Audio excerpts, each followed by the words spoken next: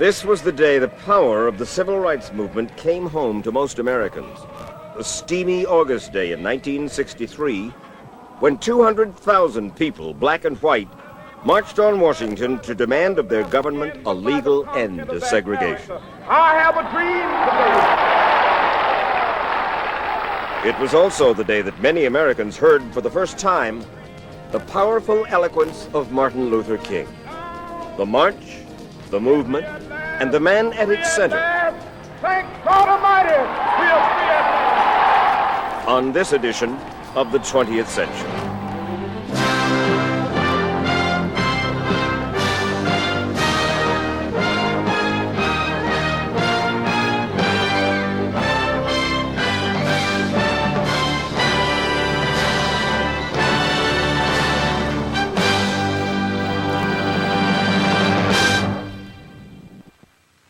I'm Mike Wallace. America was a different country back in 1963. The Deep South, the solid core of the old Confederacy, was still locked in the grip of legal segregation. Jim Crow laws that consigned Negroes to the back of the bus and barred them from many restaurants and a host of public establishments. I said Negroes, for that is what most African Americans called themselves in those days. Many white Americans called them names that do not bear repeating. But the times were about to change. For in August of 1963, the forces for social and political change came marching into the nation's capital. The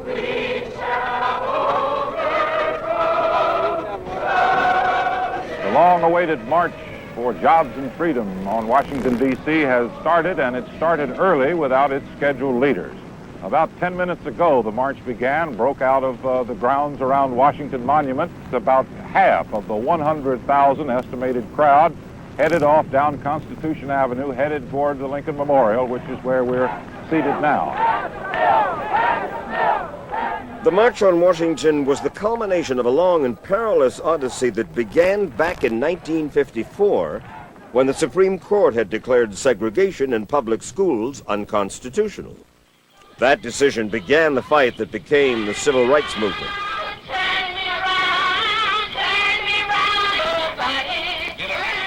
In towns and cities throughout the South, Martin Luther King and many others started fighting for equal access to public facilities. They encountered resistance everywhere. But in the summer of 1963, three events put the civil rights movement in the national spotlight and set the stage for the March on Washington. The first event was Birmingham. Martin Luther King always picked his battles carefully, but in May of '63, he went up against a firestorm. This is Birmingham, the South's mightiest industrial city as the world knew it this week. These are the front lines of the battle between Dr. Martin Luther King's Negro Disciples of Nonviolence and the uniformed forces of Birmingham led by Commissioner Eugene Bull Connor. It makes me sick, said President Kennedy when he saw the pictures, and the country shared his revulsion. The second event that summer was the president's address to the nation supporting a civil rights bill. John Kennedy had been reluctant to back civil rights legislation because he didn't want to alienate the Southern Democratic coalition in Congress. Birmingham changed all that. We face, therefore, a moral crisis as a country and a people. It cannot be met by repressive police action.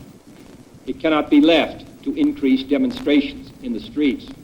I am therefore asking the Congress to enact legislation giving all Americans the right to be served in facilities which are open to the public: hotels, restaurants, theaters, retail stores, and similar establishments.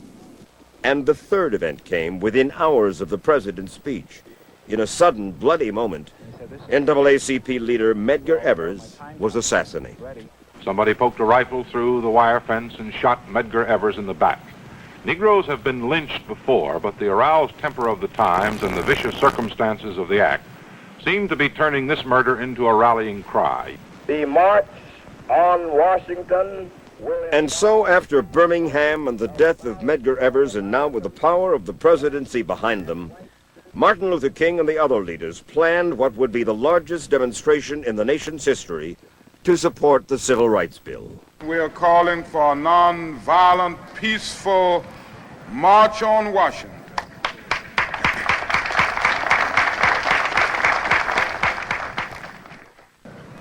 And we want to go there not by the hundreds, not by the thousands, but by the hundreds of thousands. And I believe The organizers wanted numbers, but most of all, they wanted peace. This would be the showcase for the nonviolent movement. Watch these buttons right here for sale. We're taking 25-cent donations for these buttons. And in communities throughout the country, local leaders stressed the need for tight discipline. The press has alluded to the fact that there will possibly be disorder, but we are sure that there will be no disorder on our part. And so on August 28th, they came.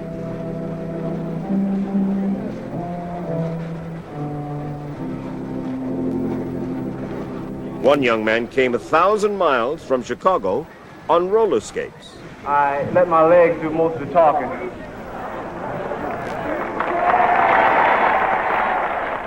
$200,000 people were there, but millions watched. And that's the way it's been here, right along. There's been a good deal of enthusiasm, mostly shown by the younger people, a good deal of singing, but also there's been a solemn note in the air here. This march for a cause that had seen so much violence raised fears of large-scale rioting. The city of Washington shut down for the day, but the leaders were determined. There was something important to prove here. This is the first time in the history of the world that a bunch of Negroes have ever been invited anywhere. And we didn't come to fight, believe me.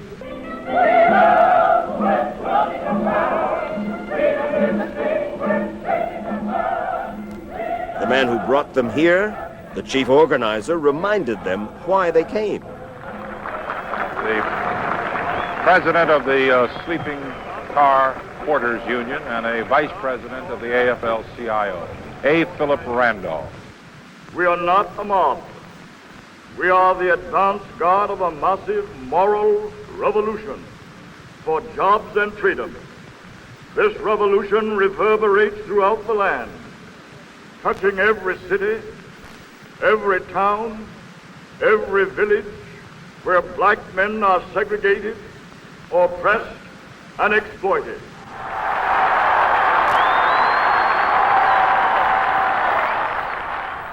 He's got the whole world in his hands. In 1939, the Daughters of the American Revolution had canceled a Marian Anderson concert. Canceled it because Miss Anderson was black. Eleanor Roosevelt arranged for her to sing at the Lincoln Memorial. Now, 24 years later, she came back. In his hands he's got the wind and the rain. In his hands he's got the whole world in his hands. The Queen of Gospel, Mahalia Jackson, added drama and a certain joy to the day-long affair.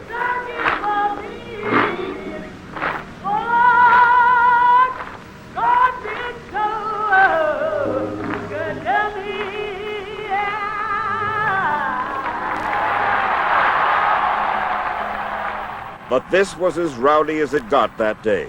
From beginning to end, the march was so orderly that except for caring for those who couldn't deal with the heat, the hundreds of marshals assigned to curb outbreaks of violence had very little to do. But the only excitement we get is from all of these helicopters. They seem to be as thick as state troopers in Mississippi around this area. The day is somehow so respectable and well-ordered that it's really rather dull. Compared to the battles that have been fought, this is really more like a convention of veterans who've already fought their war, and now they've gathered for some rather self-congratulatory speeches, I think. My friends, let us not forget. One speech everyone was nervous about was from a young John Lewis, then the head of the Militant Student Nonviolent Coordinating Committee. Lewis attacked politicians of all persuasions for what they had not done. We are tired. We are tired of being beaten by policemen. We are tired of seeing our people locked up in jail over and over again. And then you holler, be patient. How long can we be patient? We want our freedom, and we want it now. Ironically, the young radical of that day was later elected to Congress and became a prominent member of the Washington establishment he'd scorned back in 1963. His anger has turned to pride. the March on Washington probably was the finest hour for the movement, when you had more than 250,000 Americans, blacks and whites, young and old, rich and poor, people from all over America, coming here, demanding of the federal government, petition the federal government to move fast, to correct some of the ills and some of the wrongs. The congressional establishment was mostly white and male in 1963, but some of it was represented in the march, and those who didn't come felt as strongly about their views as those who marched. Negroes have as many rights in this country as other people. I don't know of any place where they have as good housing, as many refrigerators, as many automobiles, as many dishwashers and washing machines as here in the United States. I do not think it would help any group attain their goal by making a march on Washington in such numbers, in which the key word is demand. The demand or the petition is a constitutional right. It's almost the highest right we have in the Bill of Rights. Right of all Americans peaceably to assemble and to petition for redress of grievances. Fully a quarter of the demonstrators at the march were white, and politicians and entertainers came in support. Some of the day's strongest words came from labor leader Walter Reuther. I am for civil rights because I believe that freedom is an indivisible value, that no one can be free unto himself. And when Bull Connor with his police dogs and fire hoses destroys freedom in Birmingham, he is destroying my freedom in Detroit.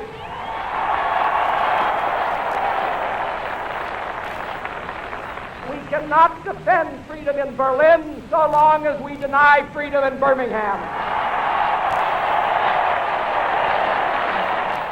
The man that was aimed at, President Kennedy, chose to spend the day at the White House, not willing to risk the political repercussions of an appearance at the march. But like many other Americans, he was watching and listening to Martin Luther King.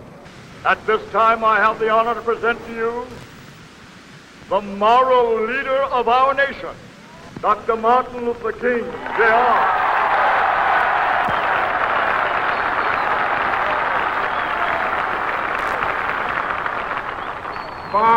50 years ago,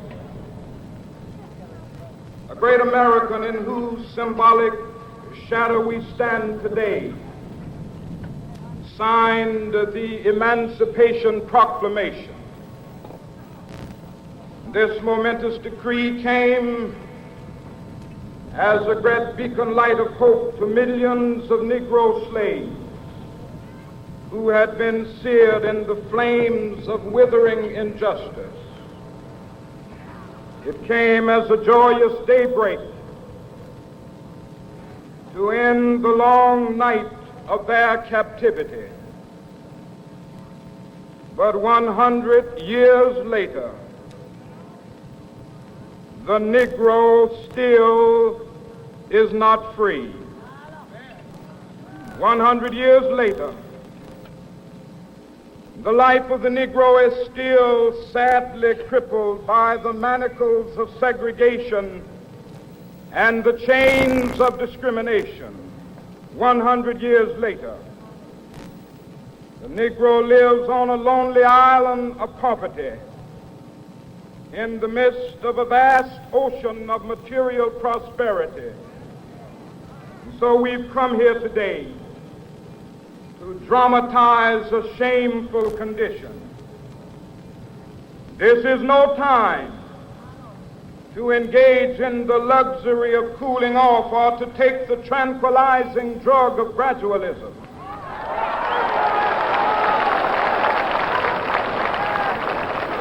Now is the time to make real the promises of democracy. Now is the time to rise from the dark and desolate valley of segregation to the sunlit path of racial justice. Now is the time.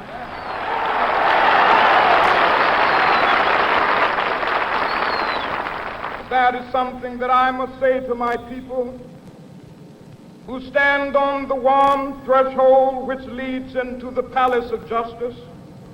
We must forever conduct our struggle on the high plane of dignity and discipline.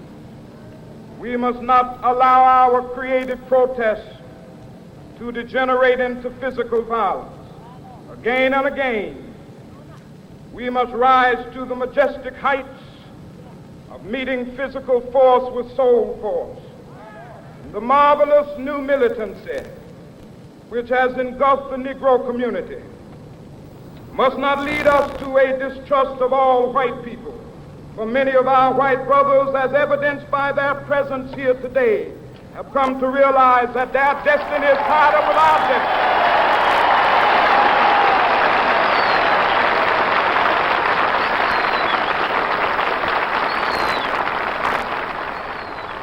They have come to realize that their freedom is inextricably bound to our freedom. We cannot walk alone. Some of you have come from areas where your quest for freedom left you battered by the storms of persecution and staggered by the winds of police brutality. You have been the veterans of creative suffering. Continue to work with the faith that unearned suffering is redemptive. Go back to Mississippi. Go back to Alabama. Go back to South Carolina. Go back to Georgia. Go back to Louisiana. Go back to the slums and ghettos of our northern cities, knowing that somehow this situation can and will be changed. Let us not wallow in the valley of despair. I say to you today, my friends,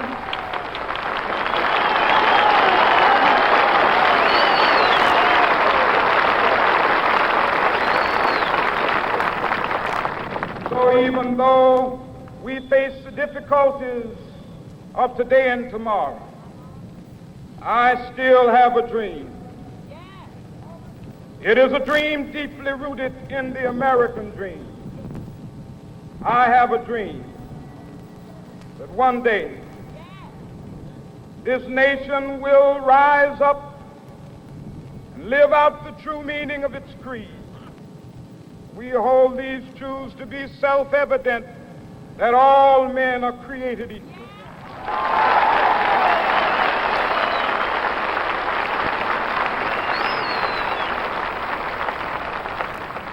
I have a dream that one day on the red hills of Georgia, sons of former slaves and the sons of former slave owners will be able to sit down together at the table of brotherhood. I have a dream that one day, even the state of Mississippi, a state sweltering with the heat of injustice, sweltering with the heat of oppression, will be transformed into an oasis of freedom and justice. I have a dream that my 4 little children will one day live in a nation where they will not be judged by the color of their skin, but by the content of their character. I have a dream today.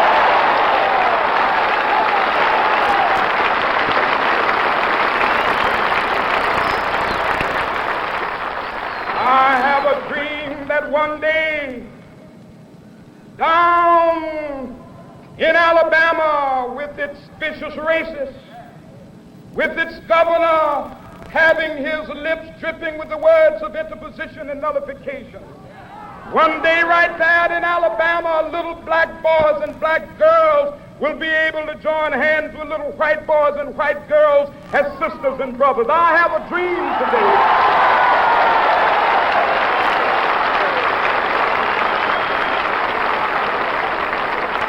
I have a dream that one day every valley shall be exalted, and every hill and mountain shall be made low, the rough places will be made plain, and the crooked places will be made straight, and the glory of the Lord shall be revealed, and all flesh shall see it together. This is our hope. This is the faith that I go back to the South with. With this faith, we will be able to hew out of the mountain of despair a stone of hope. With this faith, we will be able to transform the jangling discords of our nation into a beautiful symphony of brotherhood. With this faith, we will be able to work together, to pray together, to struggle together, to go to jail together, to stand up for freedom together, knowing that we will be free one day.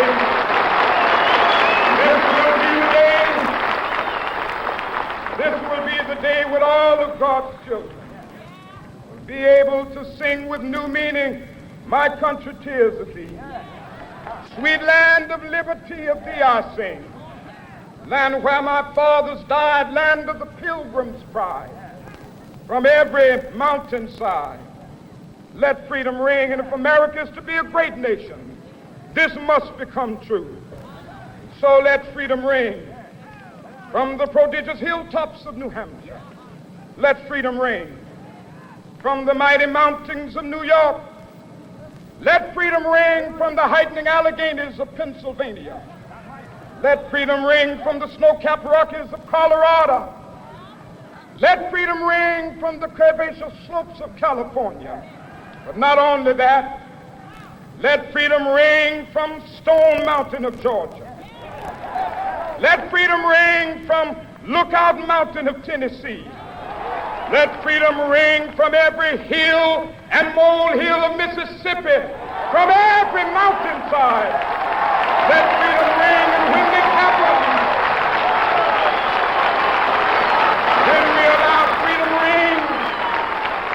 When we let it ring from every village and every hamlet, from every state and every city, we will be able to speed up that day when all of God's children, black men and white men, Jews and Gentiles, Protestants and Catholics, will be able to join hands and sing in the words of the old Negro spiritual, "Free at last, free at last, thank God Almighty, we are free at last."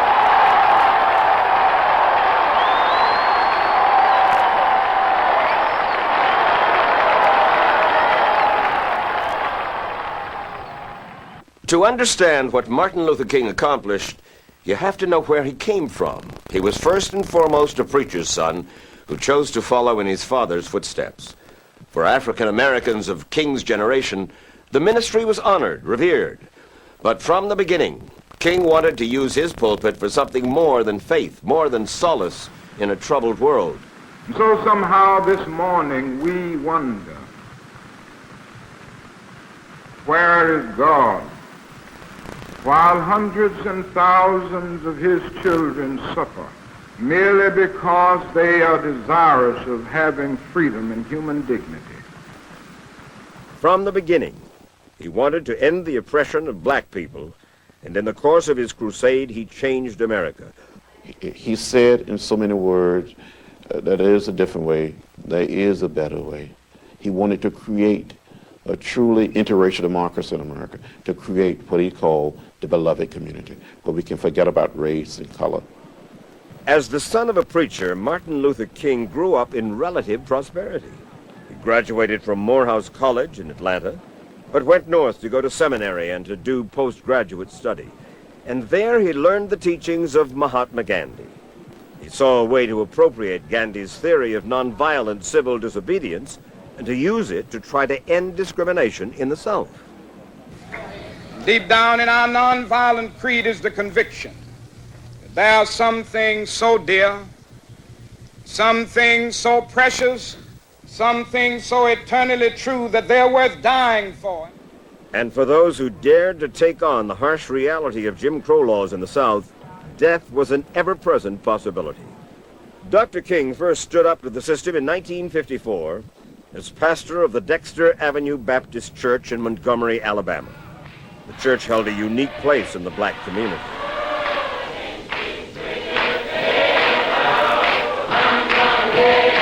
In the Deep South, if the Negro has something to say, he says it in church. Down here, he has no social organization, no political power. The church is his only forum.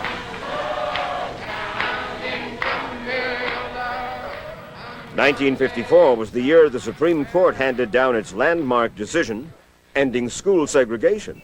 But in Montgomery, King and a group of committed black citizens decided that ending segregation shouldn't stop with the schoolhouse. Just the other day, one of the fine citizens of our community, Mrs. Rosa Parks, was arrested because she refused to give up her seat for a white passenger. At present, we are in the midst of a protest, the Negro citizens of Montgomery, representing some 44% of the population. Blacks had tried boycotting segregated buses before, for example, in Baton Rouge, Louisiana, 2 years earlier. But they didn't have Martin Luther King, and they didn't attract the attention of a new medium, television. During the boycott, his home was bombed, his wife and infant daughter narrowly escaping death. He was arrested on charges of, quote, impeding the flow of free enterprise. The ensuing battle went to the Supreme Court. Without comment, the court threw out the charge. It was Dr. King's first big victory. This mandate expresses in terms that are crystal clear that segregation in public transportation is both legally and sociologically invalid. The year-old protest against city buses is officially called off. King emerged from the struggle a hero to American blacks, but more, his success brought him his first national exposure. The Montgomery bus boycott marked the beginning of the first phase of the Civil Rights Revolution, where King and his followers put their faith in the courts to overturn unjust laws. And so we see every day that even though the law may not change the hearts of men, it does change the habits of men. And when you begin to change the habits of men, pretty soon after that, the hearts will be changed, the attitudes will be changed. But the initial burst of enthusiasm brought on by the success of the Montgomery bus boycott was waning. Local authorities began ignoring federal court orders. So young people, mostly students, decided to confront the segregation system physically with sit-ins. Dr. King quickly realized that if he did not lend his presence to the new form of protest, he would lose the support of the younger blacks. To friends, he often quoted something Gandhi had said, "There go my people, I must catch them, for I am their leader." We will never again accept segregation because it is an evil.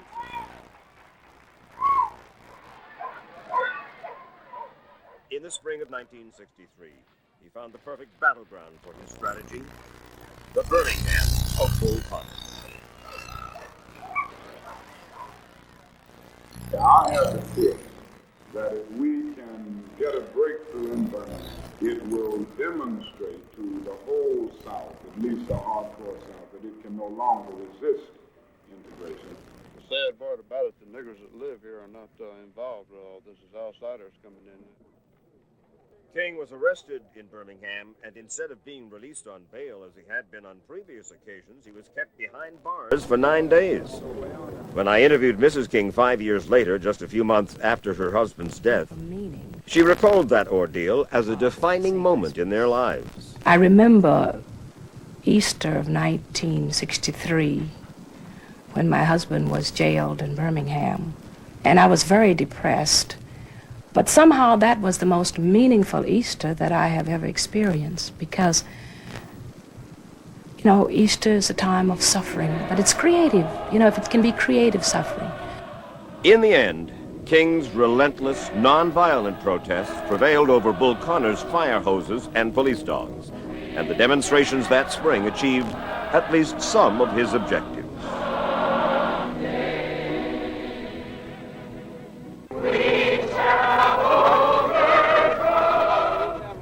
Just 3 months after the triumphant euphoria of the March on Washington, President Kennedy was assassinated, and some black leaders feared that his civil rights bill had perished with him.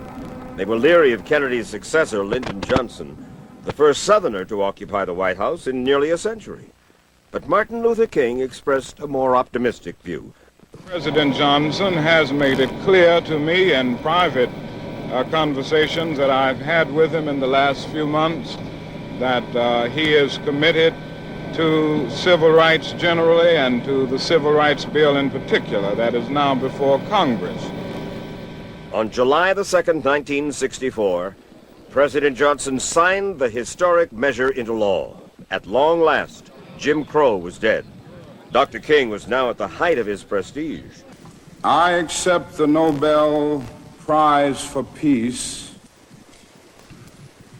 at a moment when 22 million Negroes of the United States are engaged in a creative battle to end the long night of racial injustice.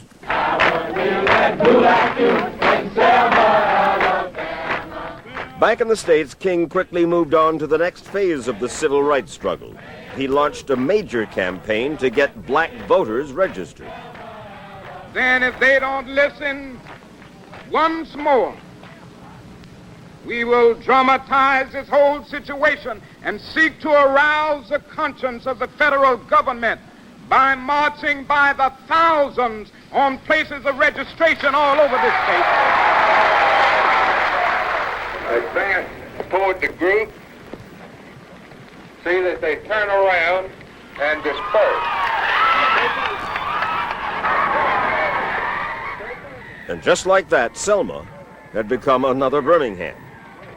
Their cause must be our cause too. Because it's not just Negroes, but really it's all of us who must overcome the crippling legacy of bigotry and injustice. And we shall overcome.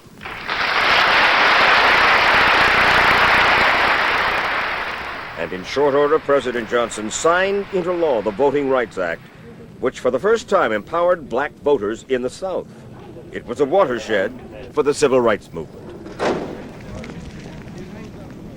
June 1966, James Meredith, the black student who had desegregated the University of Mississippi 4 years earlier, was shot and wounded marching to the state capitol in Jackson. Immediately, Dr. King and every other civil rights leader, along with hundreds of supporters, converged on that Mississippi highway to resume the march.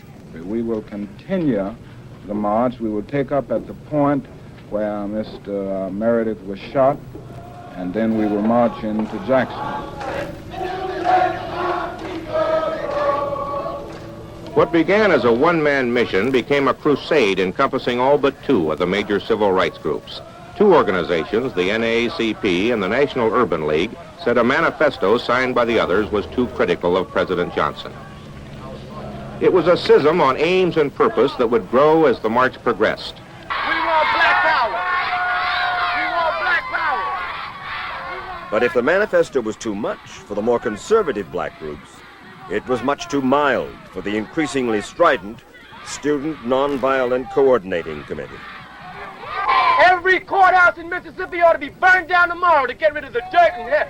Now, from now on, when they ask you what you want, you know what to tell them. What do you want? What do you want? What do you want? That's what we gonna get.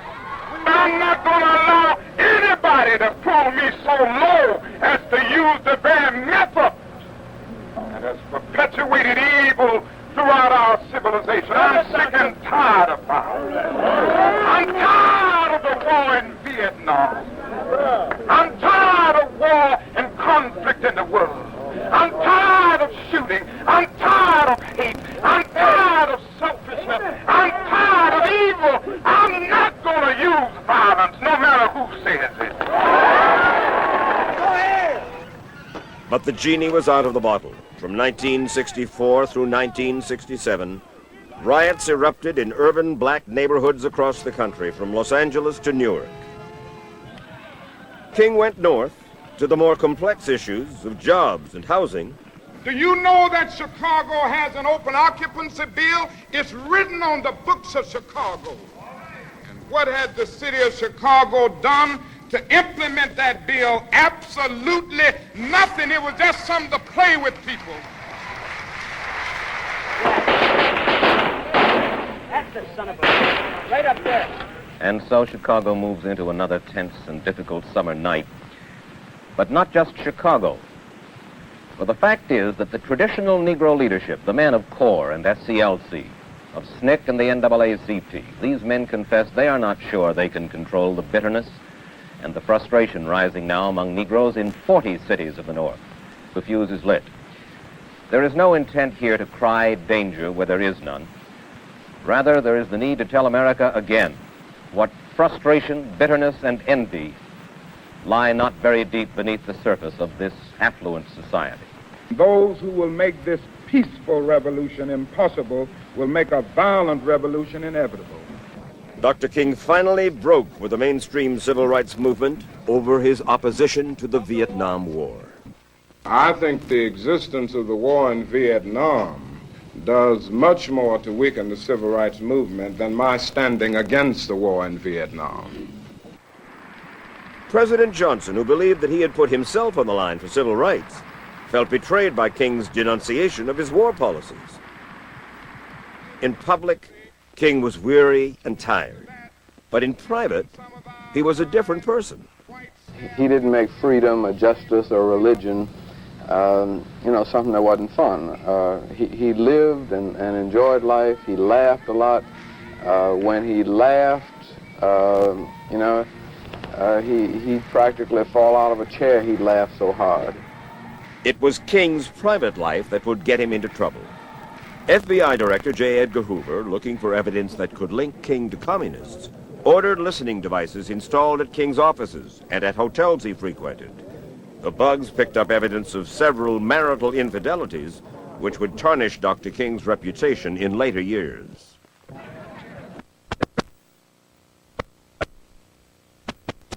King continued to press on in the crusade that had defined his public career, the struggle to improve the social and economic lives of black Americans. That is what brought him to Memphis in the early spring of 1968. The striking sanitation workers there had reached out to him for support, and Dr. King, as always, responded to the call for help. Black power! Black power! But the peace was soon broken. Within minutes, some of the Negro youths broke ranks and began shouting and breaking windows. Some of Dr. King's supporters shielded him from the violence and hustled him into a waiting car. He left the area. Which brings us to the night of April 3rd and the last speech of his life. We've got some difficult days ahead, but it really doesn't matter with me now because I've been to the mountaintop. Like anybody, I would like to live a long life. Longevity has its place. But I'm not concerned about that now. I just want to do God's will.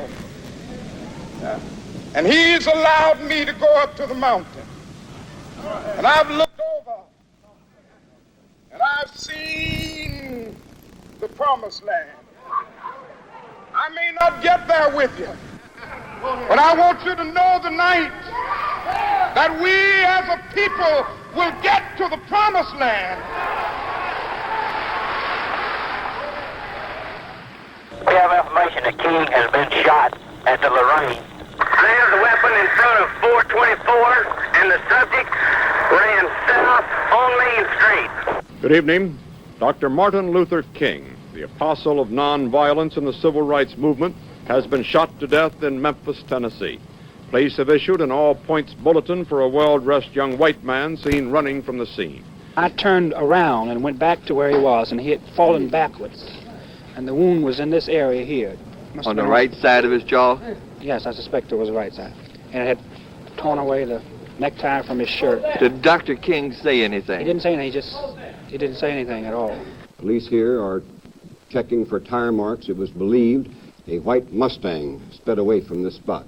Senator Kennedy learned of the death on arriving in Indianapolis. He went directly to a scheduled rally in a Negro neighborhood where he offered a eulogy and asked for prayer. For those of you who are black and are tempted to be filled with hatred and mistrust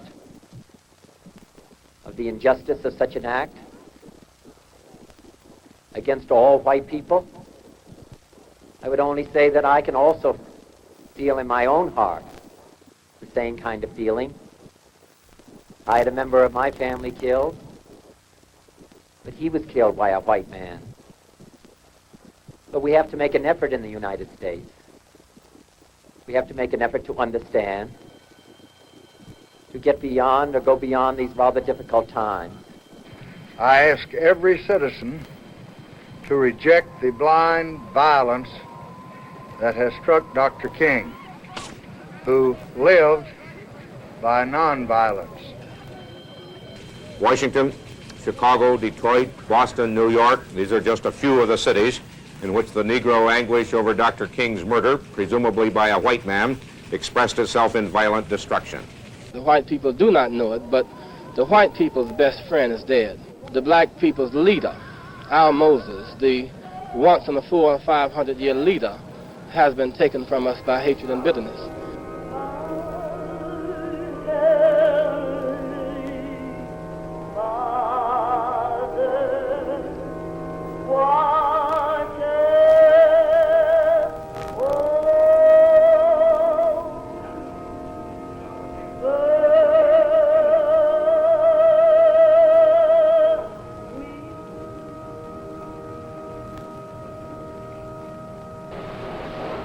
If any of you are around when I have to meet my day, I don't want a long funeral. And if you get somebody to deliver the eulogy, tell them not to talk too long. And every now and then I wonder what I want them to say. Tell them not to mention that I have a Nobel Peace Prize. That isn't important. Tell them not to mention that I have 300 or 400 other awards. That's not important. Tell them not to mention where I went to school. I'd like somebody to mention that day that Martin Luther King Jr. tried to give his life serving others. I'd like for somebody to say that day that Martin Luther King Jr. tried to love somebody. I want you to say that day that I tried to be right on the wall question. I want you to be able to say that day that I did try to feed the hungry. I want you to be able to say that day that I did try in my life to clothe those who were naked. I want you to say on that day that I did try in my life to visit those who were in prison. I want you to say that I tried to love and serve humanity. Yes, if you want to say that I was a drum major, say that I was a drum major for justice. Say that I was a drum major for peace. I was a drum major for righteousness. And all of the other shallow things will not matter. I won't have any money to leave behind. I won't have the fine and luxurious things of life to leave behind, but I just want to leave a committed life behind. And that's all I want to say. If I can help somebody as I pass along, if I can cheer somebody with a word of song, if I can show somebody he's traveling wrong, then my living will not be in vain.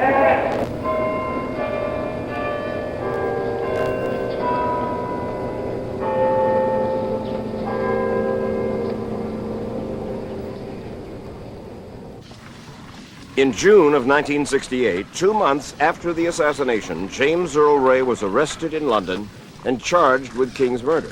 Ray, an ex-convict, pleaded guilty and was sentenced to 99 years in prison. Martin Luther King's moral passion, his ability to inspire others with his extraordinary eloquence, left an indelible mark on America.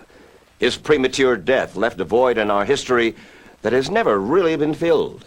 Like Washington and Lincoln, he was one of the very few Americans who, in the context of his time, could truly be called an indispensable man. I'm Mike Wallace, and this is the 20th Century.